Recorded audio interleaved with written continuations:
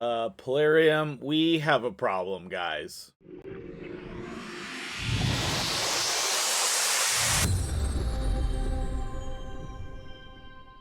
What's up, guys? MtgJedi here. How you doing today?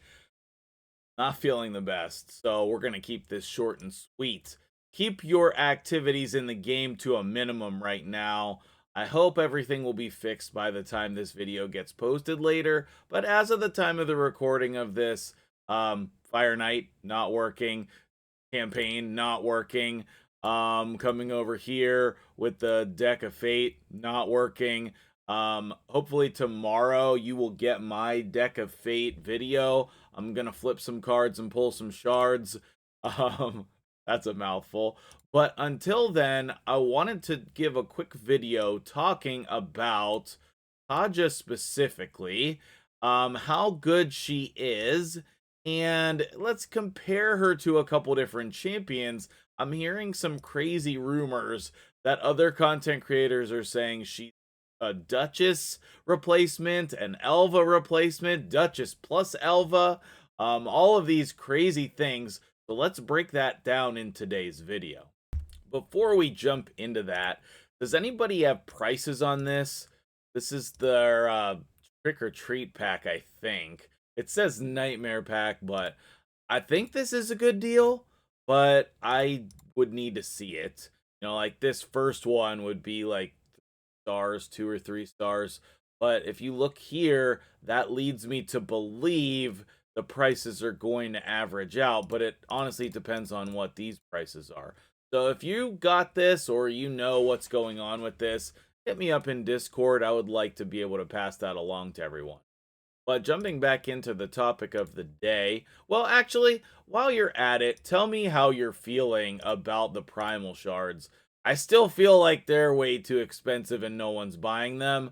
I don't recommend people buying them. I'm going to do a video on that at some point, but let me know what you think about that since I'm thinking right now. But what I wanted to discuss is this chick Kaja. And if you look in here in Bannerlords, I don't think we really needed more powerful Bannerlords. However, I don't think the majority of people obviously have Terrace and Marichka. So if we cut off this last row, which is convenient because it's hiding behind me right here, then what do we really have in this faction? We have Saltus and Baron, and that's it. I mean, Rhonda's pretty good. Raglan's fine. We all want Manaya to have a buff. You know, I talked about Killian the Lucky in the collab I did with Raid with Dave. You guys should go check out that video. Shout out to you, my dude. So close to 1,000 subscribers. Go sub to him. I linked that in my Discord yesterday. Make sure you go search that out and look up that collab. Some great stuff talking about underrated champions. But did we really need more Bannerlords? Like, look at the amount of Bannerlords here, and then look at the number of Ogryn. It's like double. Lizardmen. Oh, that was Skinwalkers I clicked on. Skinwalkers is getting pretty fleshed out, but like Lizardmen is still low, even though they did add a new one, Krokmar, in there. Orcs.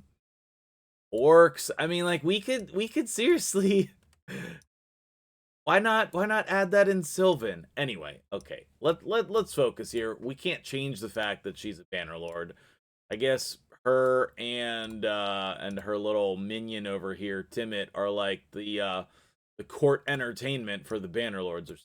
But what is Kaja's purpose in the game? Okay? Because I think you need to know clearly what you want to use her for if you're going to invest like a giant pile of energy or shards. Like, you still need probably sacreds for 2x sacreds on Friday. So you needed sacreds for the 10x, you need sacreds for the deck of fate, and you need sacreds for the 2x. And like, I'm blessed that I have those. Clan Boss has been lucky, and I've picked up a couple along the way just because, you know, they were good deals or whatnot. But for the most part, I don't buy sacred shards. Most of those have been saved. So is she going to be worth that investment? Okay. let's look at her kit briefly, right?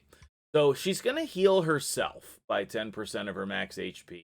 Her max HP is all right. You could scale it probably reasonably well. If you have her and Timid on the same team, which I'm not convinced is going to be the best thing that you can. But I think if you're in silver 3v3 or bronze, the pair of them will be very good together.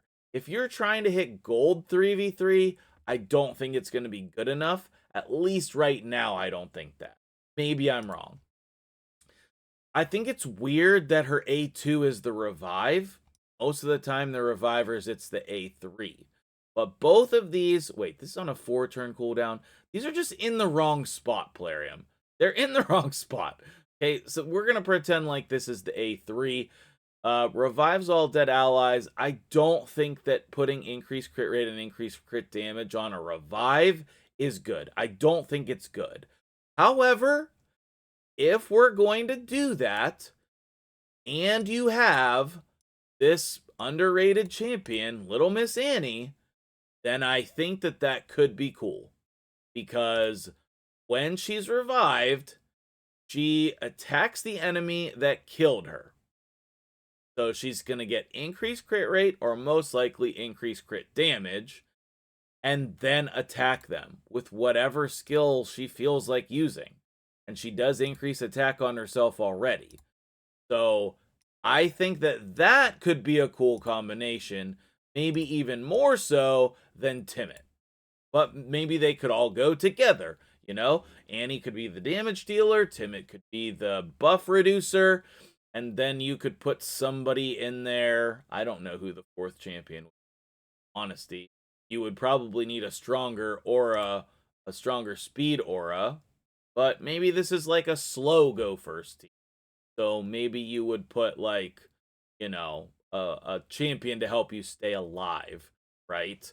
Like Ultimate Death Knight, for example. But then Little Miss Annie wouldn't die. I don't know who that last champion should be. Maybe another reviver. That could be cool as well. Either way, I think that this revive is weird. Okay? I don't think that there's another champion in the game who revives with attack buffs. I don't think they exist. Tell me that I'm wrong. But I don't think there's another champion who revives with attack buffs. Her A3, I like. Okay, she's a turn meter boost champion. She removes 2 random buffs from each ally. I don't like the partner ability. She should just remove all of the buffs, or the debuffs, and then places block debuffs on allies for 1 turn. Okay, her passive, she's immune to turn meter decreasing effects.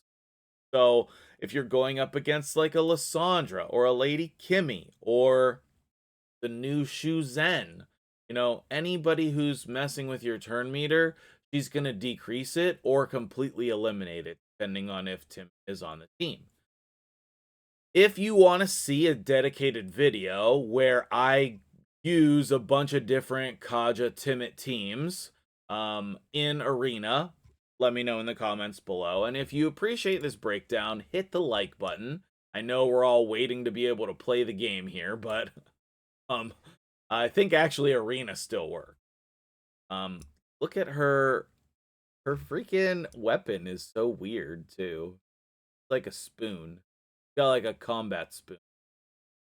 Like your mom coming after you did something bad when you were a little kid. The wooden kitchen spoon. Anyway, do I think that this kit is good? Yes. Let's go ahead and take a look at Duchess. Okay. This has no bearing on Duchess whatsoever. Like, the only thing they have in common is they both put block debuffs up. And they both do a team revive. Like, this is a defensive revive. Kaja's is an offensive revive. This is a block debuffs defensive ability, and Kaja's is an offensive ability where she's increasing the turn meter and putting block buffs and trying to get people to attack more. Her A1 is kind of similar. I guess. Their A1s are kind of similar. They're not the same, but similar. And then we're completely missing the damage reduction. It's not even present at all. So I don't like the comparison to Duchess. Do not think that you're going to get a Duchess when you get Kaja. The closest thing to Duchess, what even faction? Knights Rev? There's hold on, let me figure it out. Sheesh, I freaking looked through like every faction here to find Raka. She's an orc apparently. If you want a Duchess, comparison, Raka is a closer comparison to Duchess. Okay, I've heard a lot of people love this champion, but we'll get into that, later. I wish she was not Void. That's the only problem, is that very few people have her. Okay, but a better comparison is going to be Elva, and as you can see, I do not have Elva. So if you also don't have Elva, because you didn't have 20 Sacred Shards the last time, I think that Kaja is very similar to Elva. Now here, man, I just love this ability so much. She's going to remove all debuffs from all allies, place block debuffs, and increase speed. That's just a better version in my opinion. I would rather have the increased speed than the turn meter fill, but they're pretty similar. In all honesty, these are very similar abilities. Now, she only has a single target revive, and they get increased defense and increased attack. So I do like the AoE revive better. Nice, I like the AoE revive better. And then here, attacks one enemy, place the continuous heal buff for 2 turns on the ally with the lowest HP. Again, that's going to be pretty similar. But she has this passive heal and the perfect veil thing. So I think Elva is better, for sure. But I think that Kaja is going to be very similar. So should you go for her? I think if you have the resources, yes. Because I think she's going to be able to help you out. I think she's going to play well in Arena, play well in Hydra, and I think you could use her in a lot of different areas. I think she's going to scale well into the future because her kit is very interesting. And this, I'm telling you what, this reminds me of Cardinal. Because when you revive them, then what happens is you want them to attack. If we can figure out a way to revive people and then boost their turn meter, I would love to see what this is capable. And again, I think doing it with Little Miss Annie is great because she's going to get to attack right away. So if I can figure out a 4th champion to go with that strategy, I think that would make a very good arena team. Maybe that's just decreased defense, someone like Madame Saris. Maybe that's a control champion like Vizix or something. But I think that I would need to test that, and I think that there are other possibilities for these champions as well to be put in teams. So I do plan on pulling for her.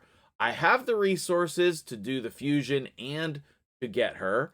And whenever they announced that this was going to happen yesterday, I was like, I'm just going to skip it. I don't need her. But I don't think that that's true. I think that she looks cool, and I like her aesthetic. The black and gold is my thing, and then they've interlaced the green in here. I think she looks cool. I think her kit is valuable, and I think that a lot of people would benefit from her on their account. Let me know what you think. Hopefully the game gets fixed, and I'll see you guys in